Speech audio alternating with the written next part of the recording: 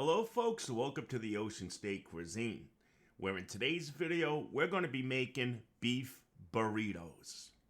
Now I'm doing this video a little bit different from my other videos. Like usually at the start of every other video that I make, I show all the ingredients that I'm using, all the spices, and things along that line. In this video, I'm just going to jump right into it. We're going to get started because I recorded this video at different times. So as we're progressing through the video, we'll definitely see all the ingredients that I'm using. Now the reason why I'm making a batch of these beef burritos is because I've been buying store-bought beef burritos from the market, but they're always so skimpy and empty. So the great thing to do here is make a whole batch of these and freeze them. And this way you can put as much filling and whatever you want to use in your burritos. So here I have my skillet and I got it on about medium heat, and I added a pat of butter to this and some extra virgin olive oil. The reason why you see a lot of chefs and cooks do both olive oil and the butter is because the butter really adds that nice frothy flavor to the food, and the olive oil is going to make it where the butter will not burn. Plus olive oil's got a good flavor too. And then next I'm going to add some diced up onion. This is just regular yellow or white onion. You can use whatever kind of onion you like. And then next I'm going to add some minced garlic to this. And I'm using maybe about, I would say maybe about 2 teaspoons. And now we just want to saute the onions with that nice minced garlic and the butter and the oil sauce. Get that well blended. And then as always, I always like to salt and pepper my onions. It helps them in what they call sweating. Plus, as we know, it adds great flavor.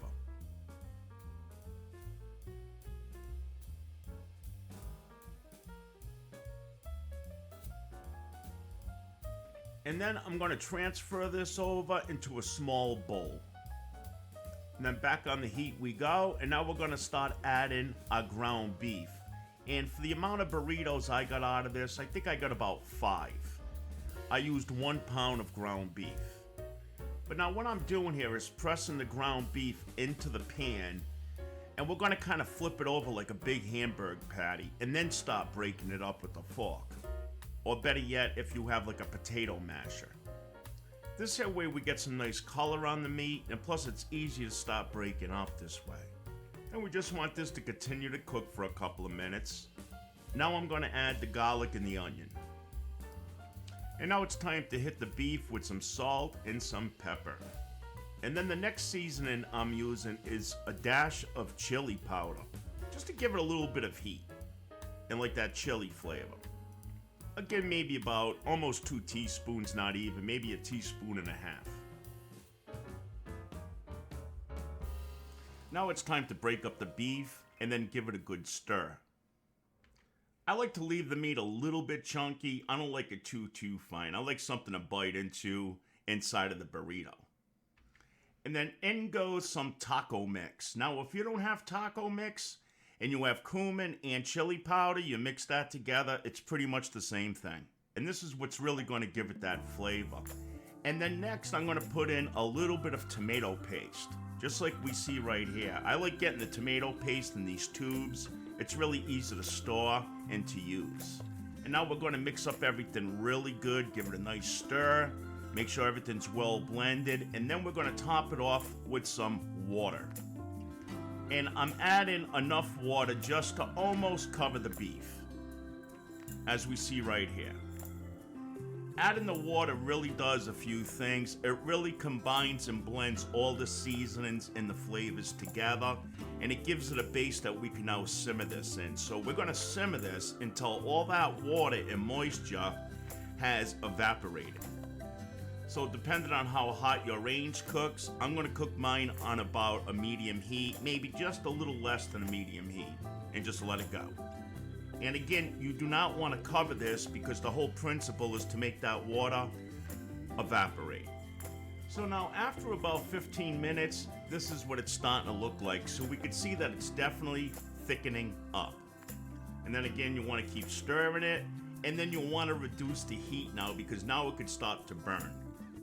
So I would put it down to about a medium low. Okay, after a couple of minutes, maybe 5 minutes, could even take maybe as long as 10 minutes, just keep an eye on it, and when it starts looking like this, the meat is done. Again, give it a nice stir, shut it off, and let the meat just sit there and cool down for about 15-20 minutes. It's going to be a lot easier to work with. Once the meat is cooled down a bit, now the fun part kicks in, and this is when we start actually making our burritos and rolling up the tortillas. For a good hearty burrito, I recommend the large tortilla wraps.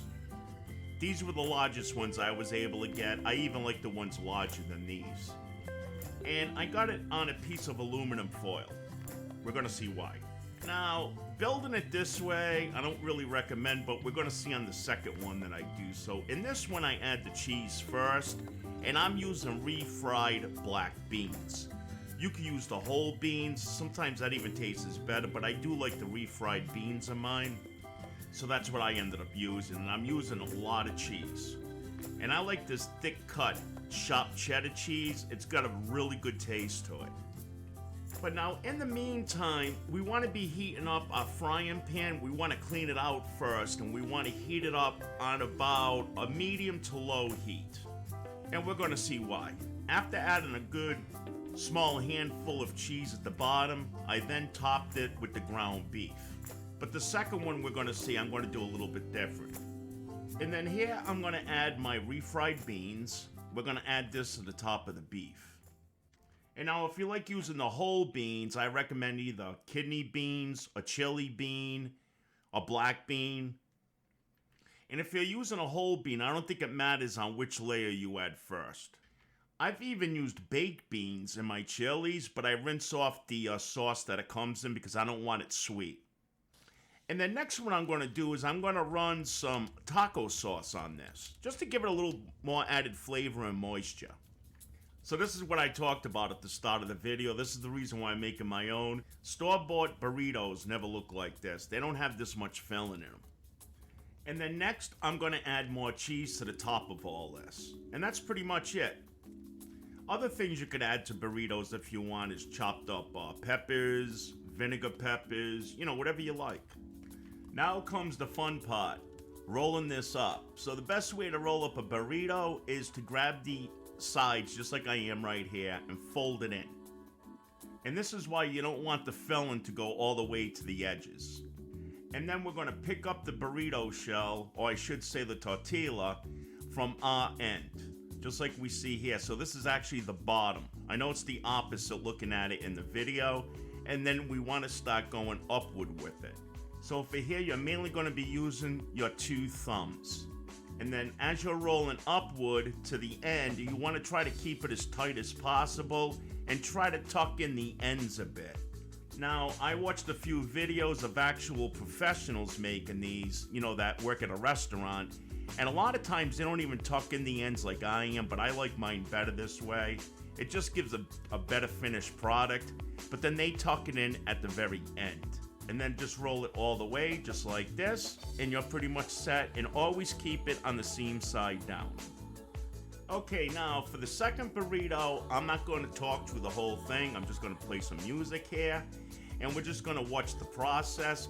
What I started to do was actually add the refried beans first. As we're going to see right here, it's going to be a lot easier to just spread it on the shell and then add all the layers on top of that.